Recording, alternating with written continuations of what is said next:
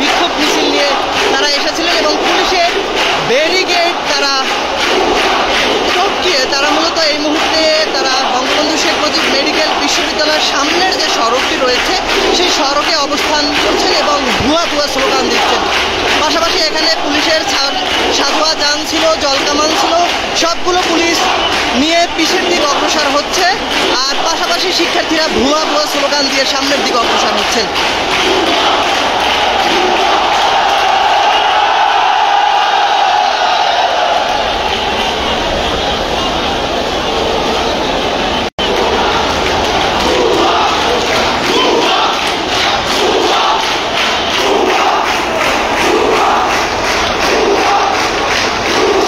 দর্শক দেখছেন মানব জমিন লাইভ, সঙ্গে রয়েছে আমি মারুফ হাসান। এই মুহূর্তে রাজধানীর শাহবাগ থেকে যুক্ত রয়েছি।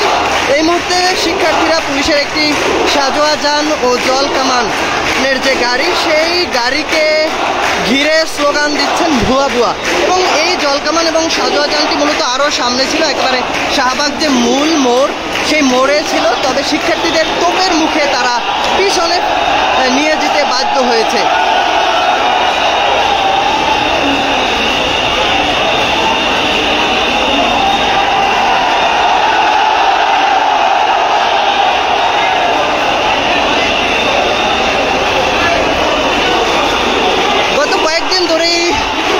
বিরোধী আন্দোলন করে আসছেন এই সকল শিক্ষার্থীরা।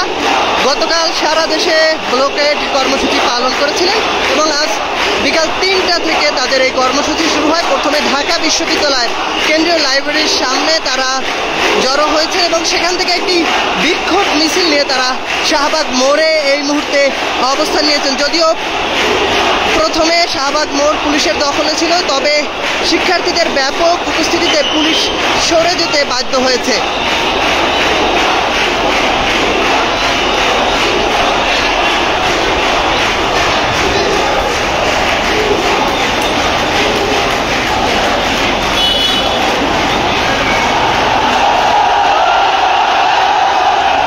পুলিশ এখন পিছনে একটি ব্যারিকেড তৈরি করার চেষ্টা করছে, তবে শিক্ষার্থীদের তোপের মুখে, স্লোগানের মুখে তারা আসলে টিকতে পারছেন না, তারা পিছুপা হতে বাধ্য হচ্ছেন।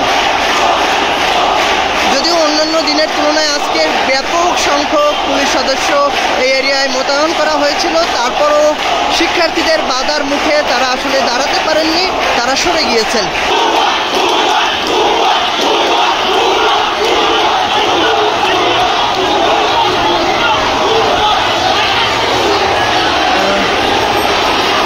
হাজার শিক্ষার্থী, সাজোয়া যানটি একেবারে শাহবাগ মোড়ে ছিল, তবে শিক্ষার্থীদের তোপের মুখে ধীরে ধীরে পিছিয়ে সরাতে বাধ্য হচ্ছেন এবং এই মুহূর্তে একেবারে হোটেল ইন্টারকন্টিনেন্টালের সামনে নিয়ে গিয়েছেন পুলিশ সদস্যরা সেই সাজোয়া যানটি।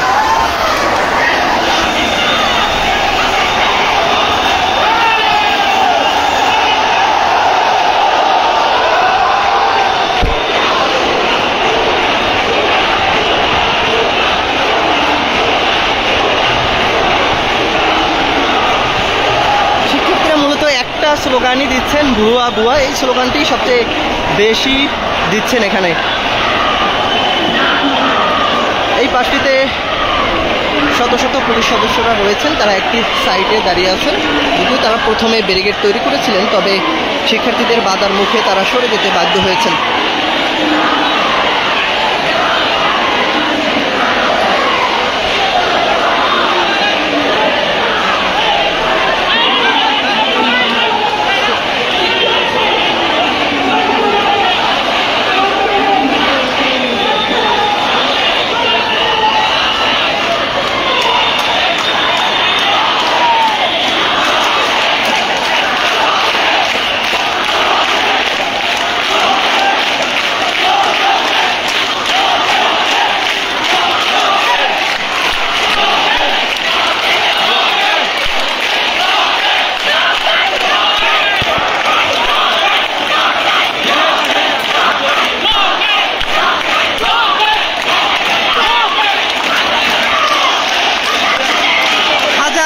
শিক্ষার্থীদের অবস্থান শাহবাগ মোড়ে, পাশাপাশি একটি গ্রুপ ইন্টারকন্টিনেন্টালের সামনে গিয়ে অবস্থান নিয়েছেন, পাশাপাশি পুলিশ সদস্যরাও রয়েছেন।